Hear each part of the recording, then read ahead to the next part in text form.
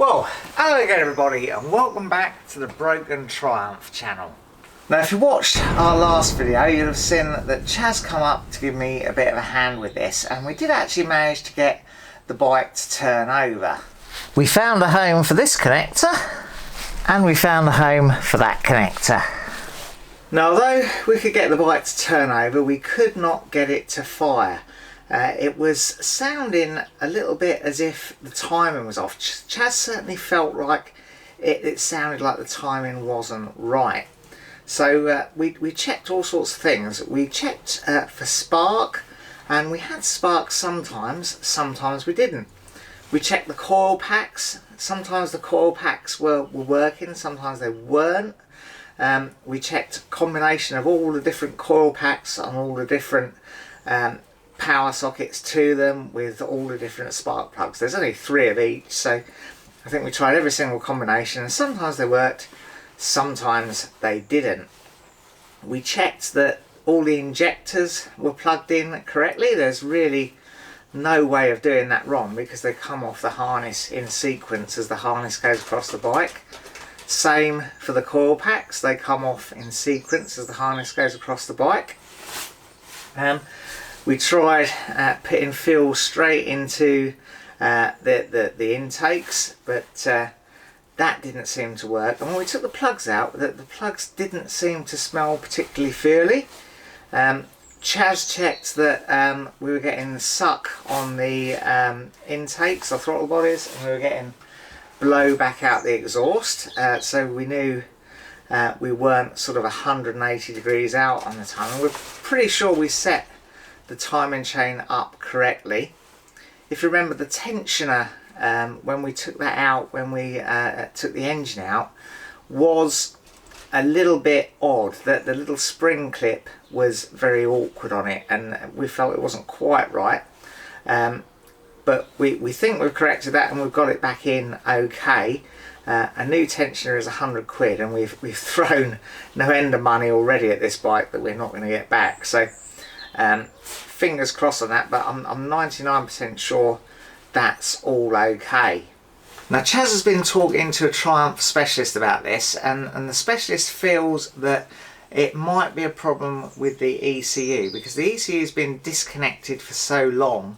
I can't quite remember when we disconnected. It would have been when we took the engine out, which wasn't that long after we got back from our Peak District trip last summer. So probably September, October time maybe, that the ECU has not really been connected to any power, and it could have lost its memory a little bit apparently. Apparently one thing you can do is connect it up for a period of time. Advice varies on that, 24 to 48 hours, and it might remember what it's supposed to do. Really sure how that works electronically. I'm not used to ECUs particularly. I've usually worked on older stuff. Now if I'm remembering correctly, when I used to work on the Sleeker, if you had that disconnected for any length of time, it sort of went back to a kind of a safe mode. It did forget its tune that it had learned a little bit, and it sort of went back to a safe mode. Everything ran a little bit rich, that sort of thing, just to make sure that no damage was done after you restarted it. And then it gradually learned and sort of perfected its tune, if you like. That seems a more sensible approach than just forgetting everything and randomly introducing spark or not. The feeling was also that it could be the kill switch. The kill switch could have been sticky. Now we were starting to stop in the bike, or using the kill switch certainly to stop and start the bike, and in normal riding that's not something that I do, so it is quite possible that that kill switch is playing up a little bit. I'm going to spray some plus gas in it now just to try and free it up a little bit. We might have to dismantle it and clean it if that does prove to be the case. And the other thing is that when we took the tank off again after it wasn't sort of starting up, I did notice one of the connectors pulled a little bit more easily than I was expecting off the bottom of the tank, so perhaps that wasn't on quite correctly. And our man did say that if that's not on correctly, then the bike probably won't run because it's not getting sort of a signal back from the fuel pump. So the plan today is to put it all back together. I've got to put the spark plugs in, the coil packs back on, make sure everything's connected up there, put the filter box back on, the trumpets and everything. All this sort of vent stuff's got to go back on. Put the petrol tank back on, and then see if she starts. I'm going to do all that with the battery connected, because I don't want to disconnect the battery again. It's a bit counterintuitive. I'd always usually have the battery disconnected while I work on the bike, but the thinking seems to be that if I disconnect the battery whilst it's still relearning things, if you like, then I'd have to start the clock again and it wouldn't start. So that's the plan. If it doesn't start after that, the plan will probably be just to leave it for another period of time, just to see if that ECU does need some time connected to power to sort itself out. It's probably had 12 hours at least already, maybe a little bit more, maybe more like 18 hours. So anyway, let's crack on and put the bike back together.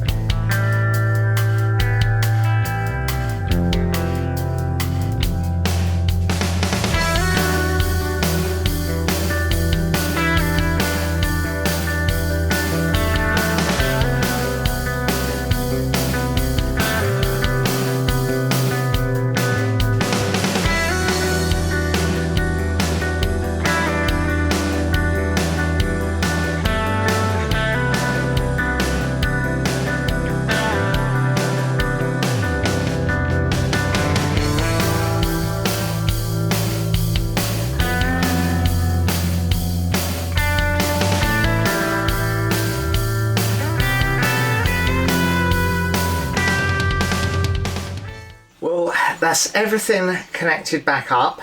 I've gone and made myself some tea, so it's had a little bit of a while to get used to the idea. I don't know if it needs to get used to the idea or not, but I thought I won't try and start it immediately. I'll let that fuel pump know it's connected and everything, and those connectors are definitely nice and firmly on there. Fuel pipe's nice and firmly on, and yeah, I think we'll give it a go. We have to remember though, there's no coolant in the bike, so if she does start, we'll not be able to run her for very long.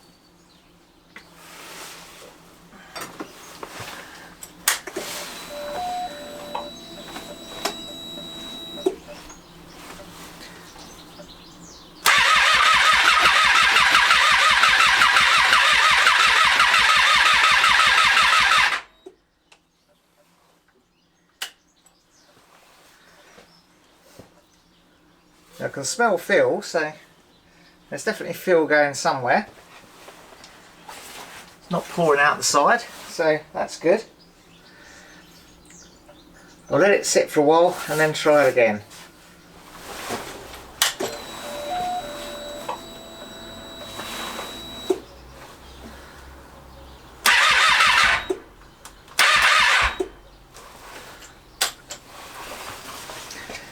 Now let's do that thing where the starter stops after a couple of turns again.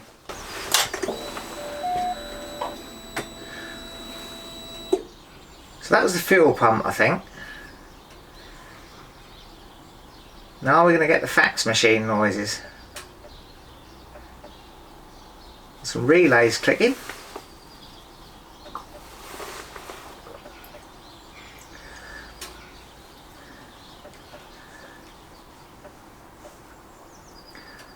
Yeah, there's definitely a relay. Keep clicking on and off. Stop now.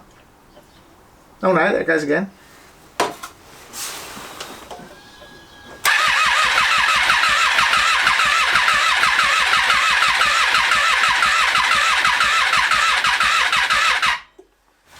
Right, let's try taking that kill switch apart. I think it's only a matter of these two screws on the back here.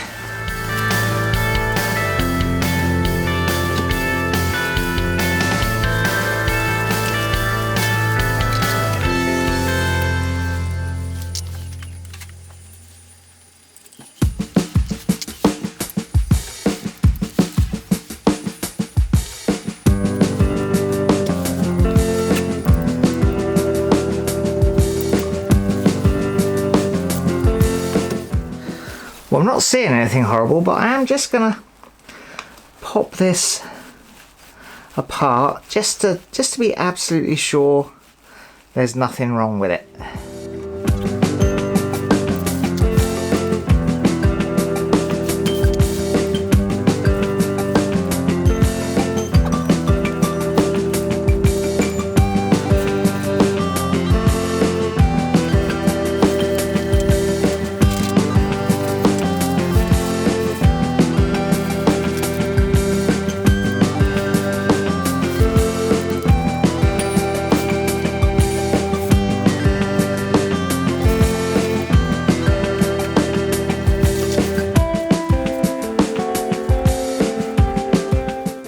I'll just clean those up just with a little bit of emery paper. They don't look too bad at all, do they?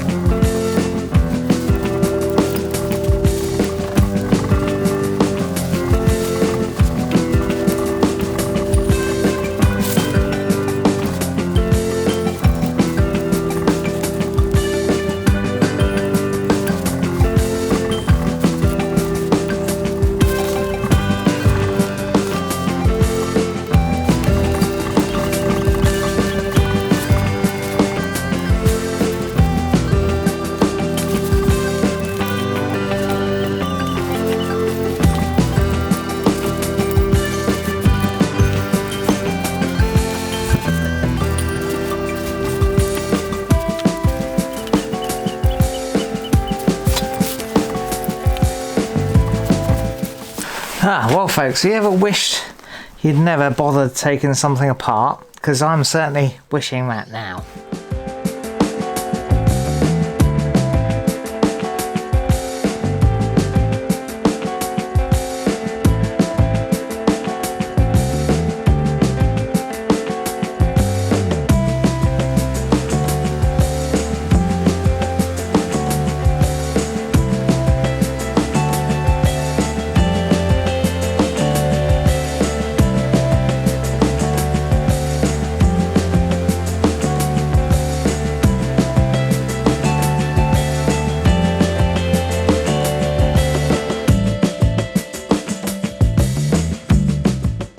Right, that kill switch should be absolutely tip top now, so let's give it another try.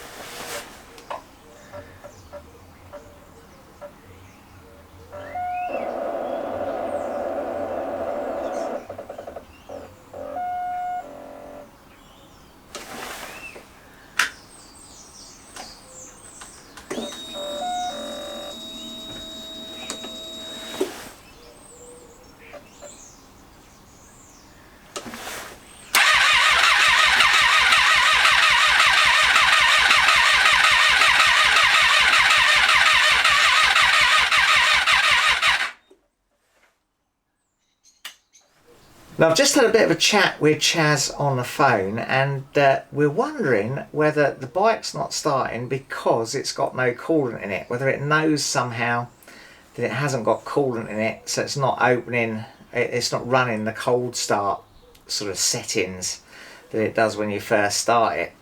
Now I still got that coolant leak, so I think that's going to take a little bit of fixing. So I think what I'm going to do, I'm going to connect up the hose from the bottom radiator where I drained it before, stick a tray underneath to catch anything that leaks out. I did try and tighten the clips on that leaking coolant pipe, but I don't think that's cured it completely. And then we'll give it a shot with some coolant in it.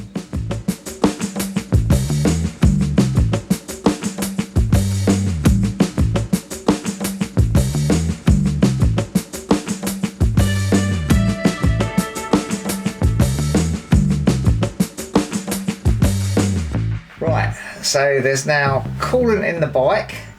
I've got the battery on charge just in case that voltage has dipped down a little bit. We can have it on boost if we need to. Let's give it a go.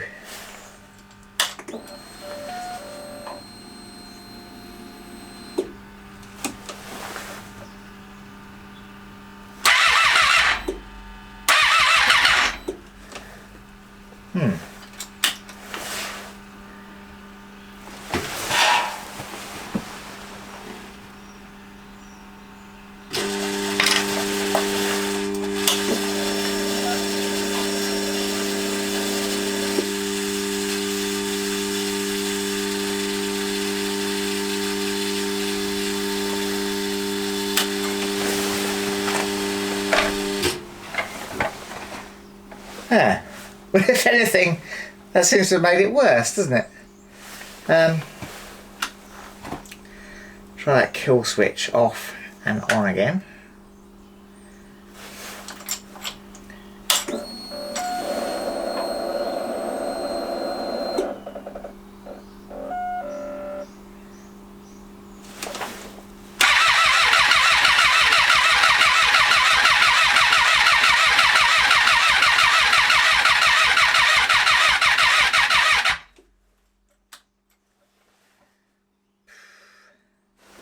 Right, I've also just checked the oil because although we did fill the bike with oil, it was a while ago, so I just wanted to double check. And the oil is now on the lower limit on the dipstick, I guess because we've turned the engine over and you know, moved some oil around into the bits and pieces that were dry. So I'm just going to put a little bit more oil in it, just in case it's got a low oil sensor or something in it that's stopping it starting. I imagine the oil pressure switch might stop it starting, but it should have oil pressure because we turned it over so much. But yeah, it's probably worth putting a little dribble more oil in it just to get it nicely between the minimum and maximum marks. Would you believe I haven't actually got any more oil at all? I've used up all the oil that I had topping up this bike, so but it should, I mean, it's above the minimum, just slightly above the minimum, so it should run, shouldn't it? That shouldn't be an issue. Let's give it another go.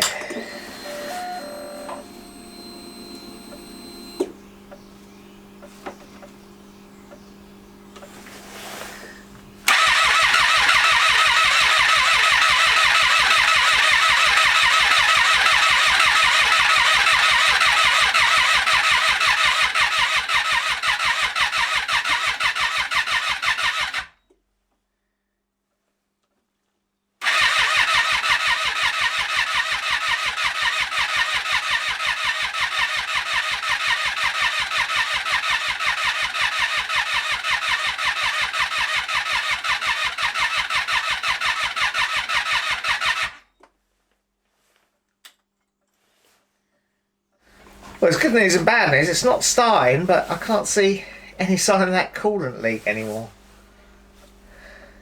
Let's give it one more go, eh? It's doing its reset thing.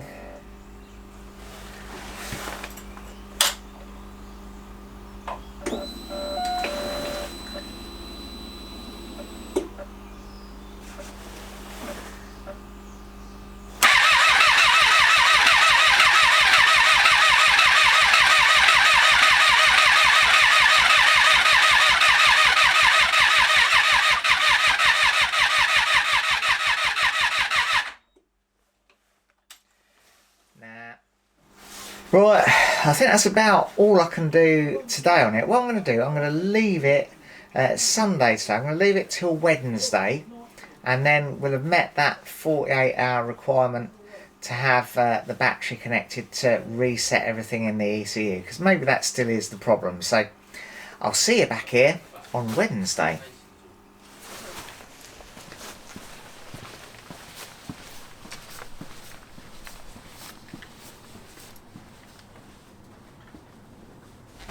Well, it's Wednesday evening now, and if the theory is correct that this bike just needs to sit for 48 hours with the ECU connected to the battery, then it should start. So let's see if we're in luck. Hold on. This one.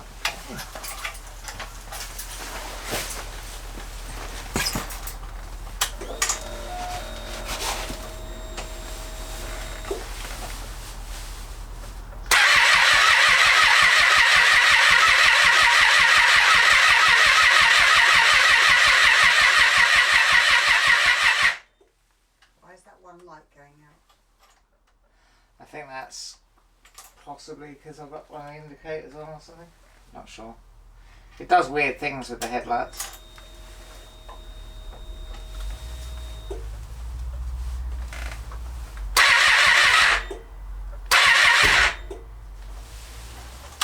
Did that almost sound like a fire there? Yeah, it did.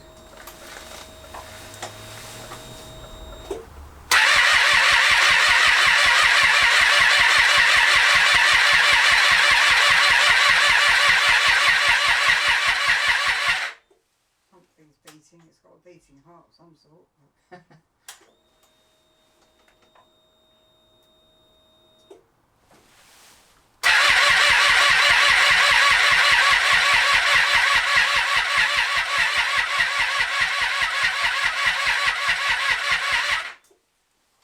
Something's missing. No, I don't think that worked, folks. So we're back to where we were before, I think, with looking for whatever the next thing is. So yeah, we'll see you again soon in the next video.